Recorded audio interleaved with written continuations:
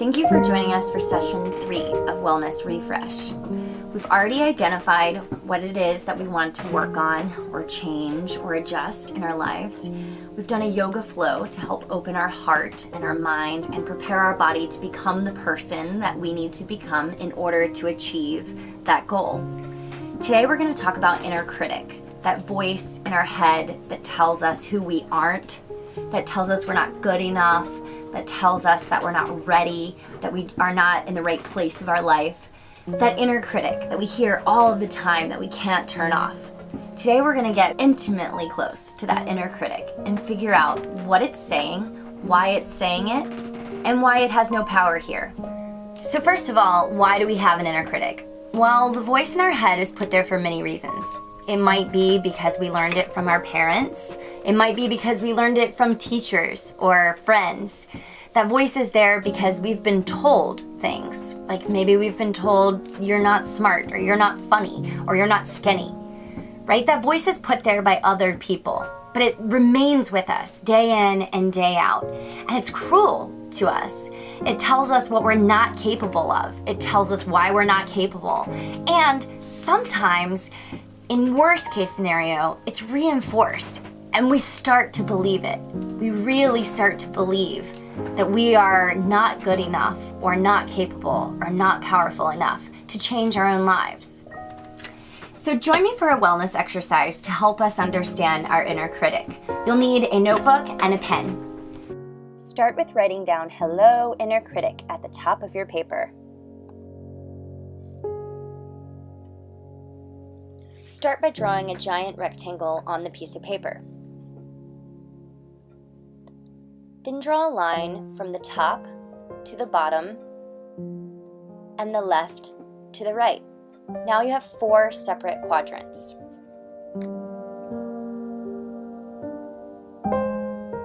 In each quadrant, you're going to write a different header. For the top left, write "Projects I'm working on." In the top right, write "My inner critic says ... In the bottom left, write "Why I'm tempted to believe my inner critic." And in the bottom right, say "Instead I believe ...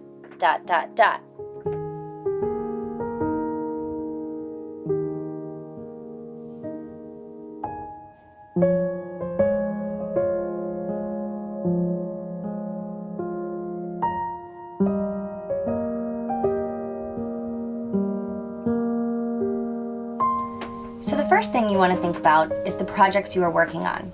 Maybe that is saving some money. Maybe it is spending more time with your children or partner. Maybe it is trying to apply for new jobs. Whatever goals you have set for yourself, write that in "Projects I'm working on." And the very next box, right across from the project you're working on, your inner critic will fill all of the reasons why you can't do it. It will tell you you're not strong enough, or it might tell you you're not smart enough, or you don't have the resources to do that. It might tell you you're too tired, or you're lazy, or why would you want to do that? It's going to make you question yourself. It's going to make you wonder why that's a goal in the first place. Write down everything you hear your inner critic say. Get it all out on paper. If you need more space, go to a new page. You can have an entire page of the things that your inner critic says to you. Get it all out and look at it on the paper. Look how mean it is. Look how degrading, discounting, and how angry it is. Once you've written all of that out, go to the next box. And this is a hard box. It's "Why am I tempted to believe my inner critic?" Maybe your inner critic tells you that you're not smart enough. Think back to why that voice is in your head.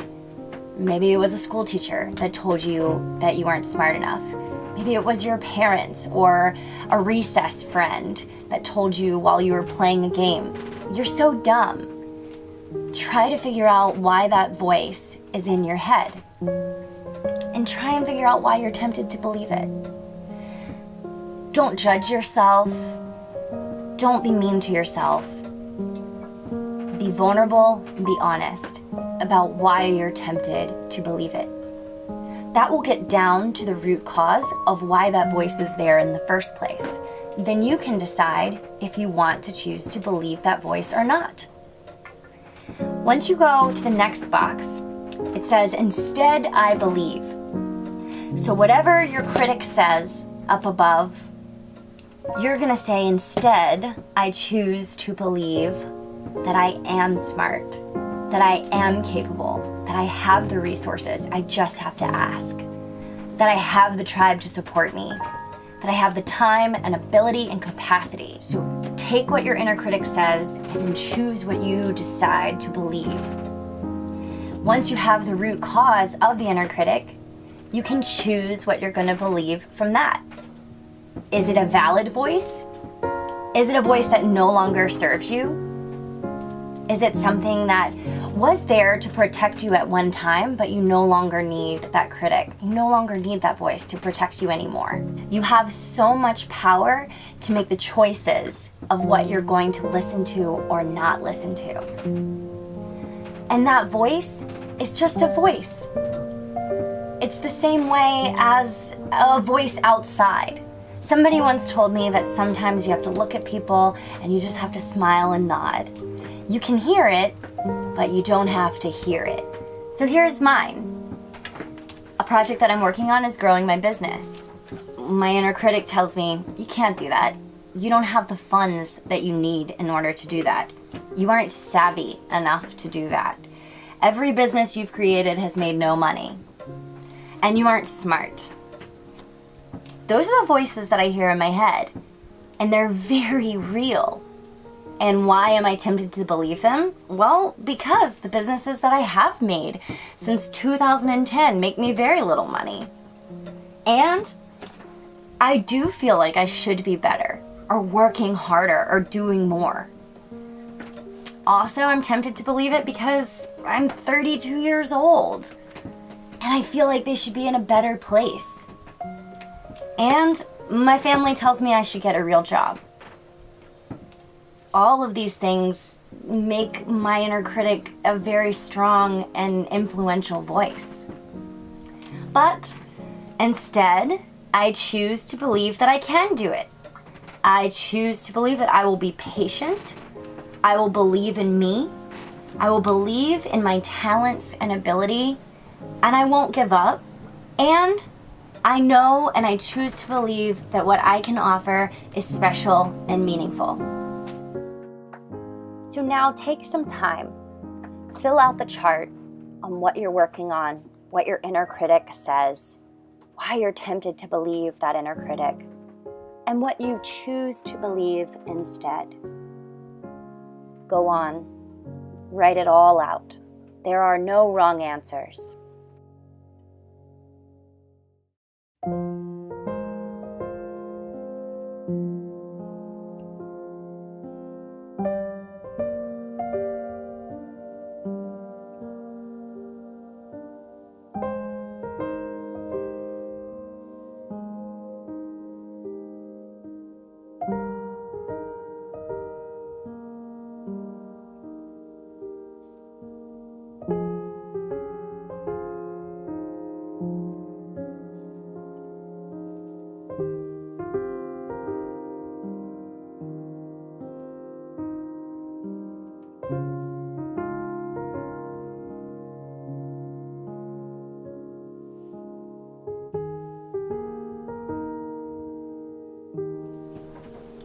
Now that you've gotten to know your inner critic, we have to figure out what we're going to do with it and how we're going to achieve our goal with that inner critic.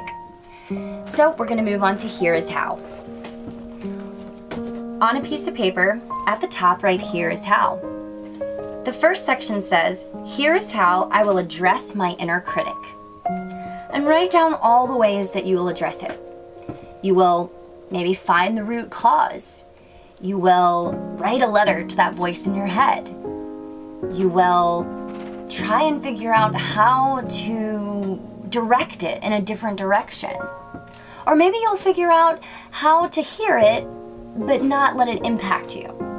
Write down ways that you will figure out how to address the inner critic in your head.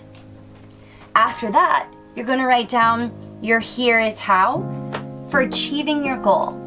So here is how I will achieve my goal. And then write down different action steps to achieve the goal that you want for your life. Whether it's saving money or spending time with family or quitting an addiction. Tell us how. Even though you have this inner critic that's trying to convince you not to, you already know how you're going to deal with that. Now tell me how you're going to achieve the goal. Go ahead. Write down your here's how. How will you address the inner critic? And how will you achieve your goal even with your inner critic?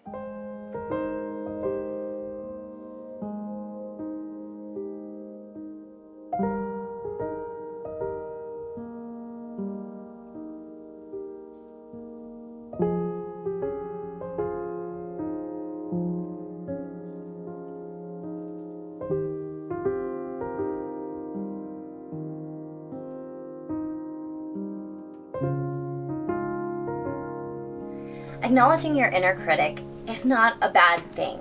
Your inner critic is not a bad thing. Our voices are there to protect us, but sometimes they no longer serve us and they start to overprotect us. Becoming friends with your inner critic is the next step in understanding who you are and how you operate and how you achieve goals. When you become friends with your inner critic, you make an effort to understand it.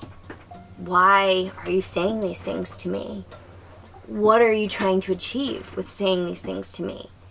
And does it really apply here?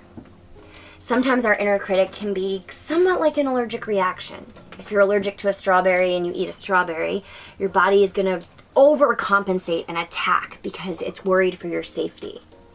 Sometimes our inner critic does that, but its intention is to just make us think of the other side. So get to know your inner critic. Welcome it into the conversation. Figure out its purpose and decide if it applies here. And if it doesn't, say thank you for being there for me, inner critic, but you're not needed here, and I can do this on my own. And one last challenge for you. I challenge you to write a letter of appreciation for your inner critic. Write a letter saying why you're thankful that the inner critic is there, but why you may not need it anymore for this circumstance. Write a letter. Get it all out and start to understand why your inner critic is there and what its purpose is. And release it. Say it doesn't need to do as much work as it's doing. Write it a letter. Be its friend. Because our inner critic is never going to leave us. So it's just a matter of how we integrate it into our thoughts, into our decisions, and into our daily experience. Thank you for being here with me for session 3 of Wellness Refresh.